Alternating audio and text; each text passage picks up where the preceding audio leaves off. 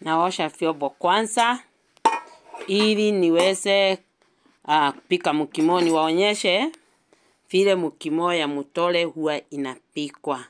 Kwanza naosha vyombo, sasa nianze kutayarisha vitu. Vyombo yangu sasa imeng'ara. Haya. Imeng'ara kabisa. Ndio niweze kuwaonyesha vile mukimo huwa inapikwa. Mukimo ya dawa ya kusaidia wamama wazee, wababa na watoto pia. Mukimo yangu naenda kuichanganya, viazi nitaiambua, lakini mutole sitaambua, nitaipika tu hivyo. Hii ni green vegetable kahurura, hii ni githeri na pia nitaweka kitunguu moja. Sasa naenda kuiosha, nitayarishe vizuri. Viazi nimeambua, lakini mandizi huwa inapikwa hivyo. Hii ni mutole. Wamama wenye hulia, vidole yangu inakatika, vidole yangu kucha zangu zinafunjika. Hii ndio dawa. Hii ndio dawa hii.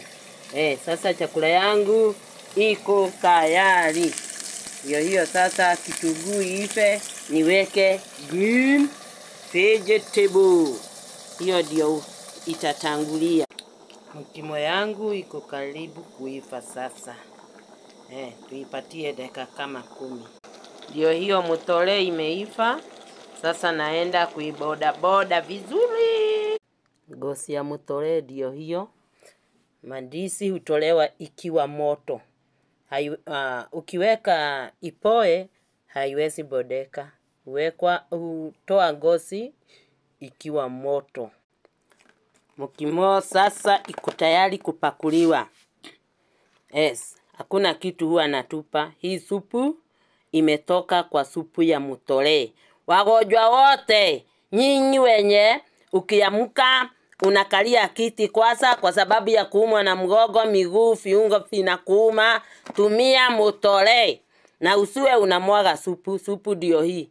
Unakula nayo mutole vizuri. Alafu unapona. Unapona. Kiangalia vile inakaa, ni chakula tamu kabisa.